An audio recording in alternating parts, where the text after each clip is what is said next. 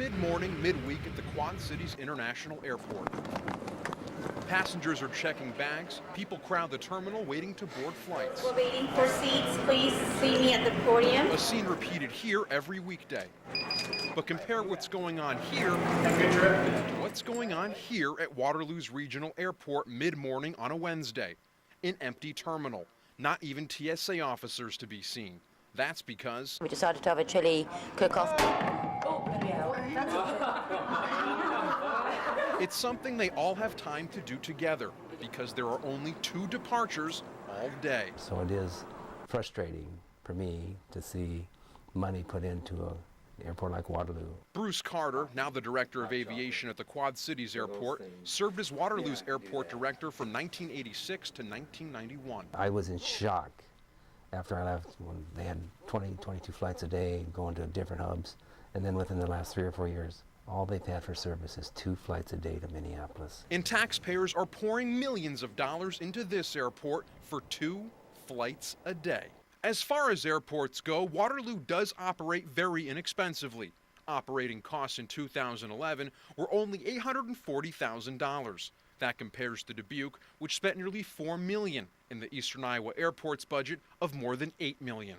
But Waterloo handled less than 45,000 passengers in 2011, just 120 passengers a day, and 1/20th the passenger load of CID.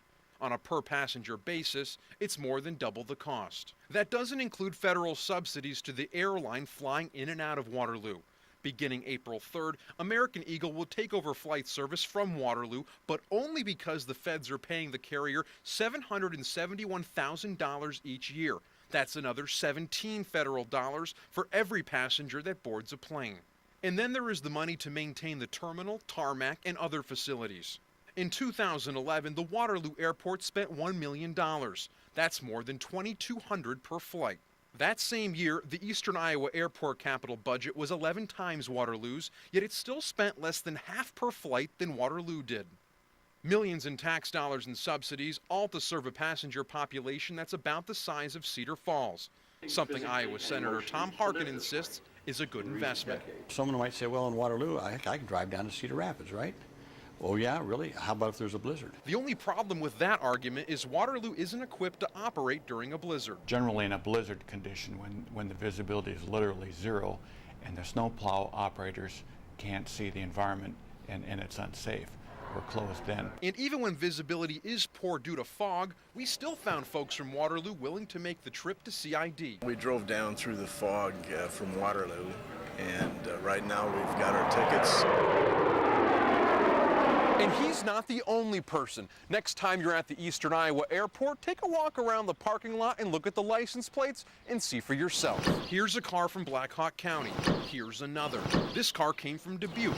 This person drove from north of Waterloo to take a flight out of CID. A national study released last fall found that many smaller airports like Waterloo would be better served by cheaper bus shuttle service to nearby larger airports. Subsidizing shuttles, it says, is more cost-effective than subsidizing airlines that fly into airports that can't support themselves. But Waterloo's airport director maintains what you see here isn't the whole story. Helicopters that are always flying here for our unit that's deploying overseas. You occasionally will have Air Force One, you'll have life flights. So there are a lot of uses for the airport. Waterloo's airport director says for their community to remain economically competitive, they need their airport. The question is, in a time of massive federal deficits, can we afford it? Josh Scheinblum, CBS 2 News.